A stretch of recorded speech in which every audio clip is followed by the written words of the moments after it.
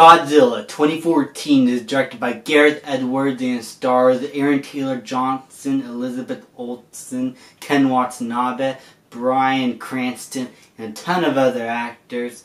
And it's not a remake like with the King Kong film, but it's more of a reboot of the Godzilla franchise. This tells a story of two Mutos that have been unleashed upon the world and are out to breed and just populate the entire earth of their species, while Godzilla, on the other hand, is on the opposing side and is trying to kill these Mutos before they cause any damage. Now that's the monster side. The human side, they're trying to help Godzilla, basically, unintentionally and unintentionally at the same time.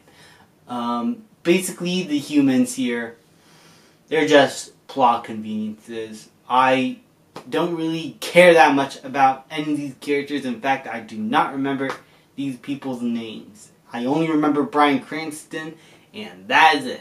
He was in like 50 minutes of the movie, or 40 minutes, whatever, in that first act, and then he dies. And then the second act, it was a little tough to get through, but it works for what the film needs to have. It had plenty of cool action. And the finale,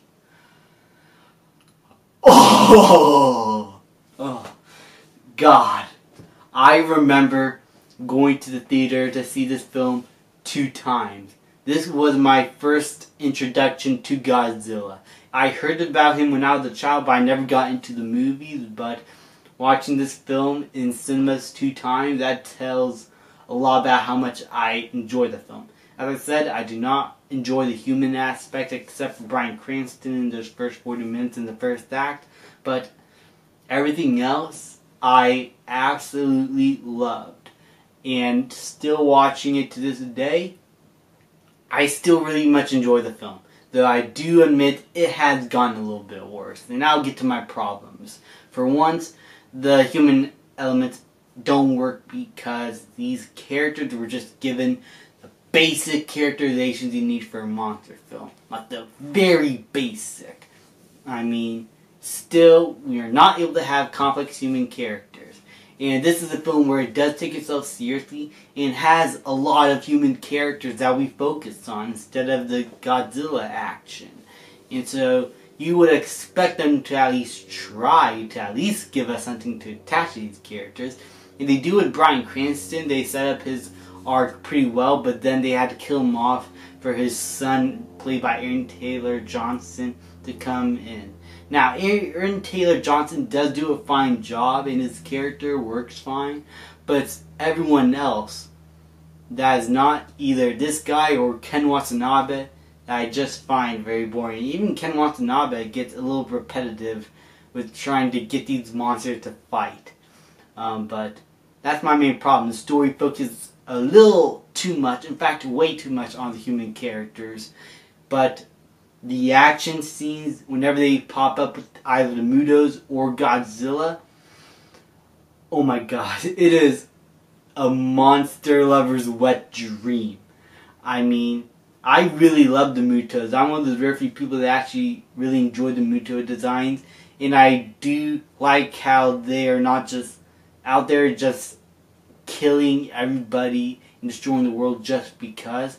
They actually have an animalistic behavioral instinct that's making them want to reproduce, and it's just an animalistic behavior. And so with Godzilla, who's portrayed more as a thematic element of bringing nature into balance. And that's what I love about this film.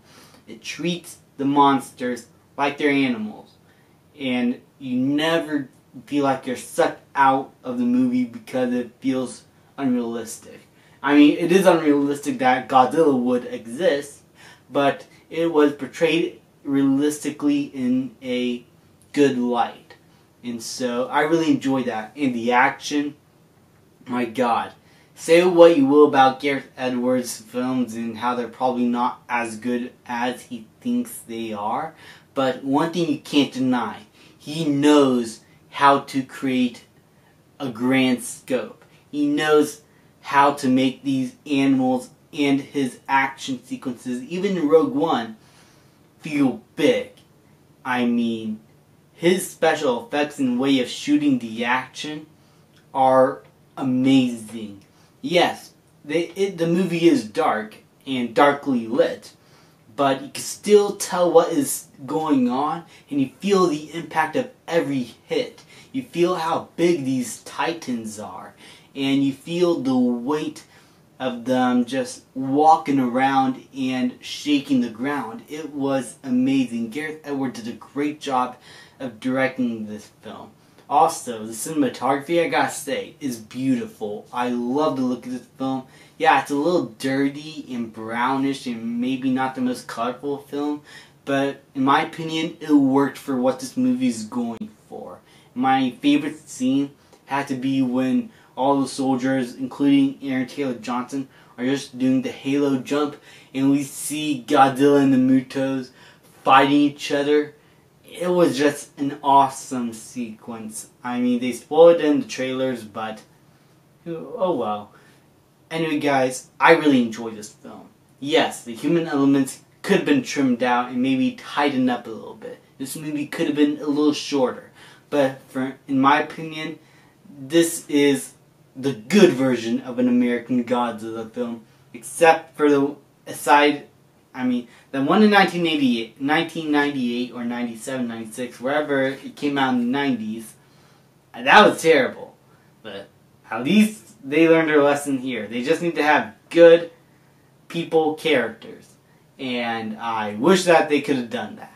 But other than that, I really enjoyed this film, and I'm going to give Godzilla 2014 a B+. Thank you guys so much for watching. Please like, subscribe, comment, and I'll see you guys next time.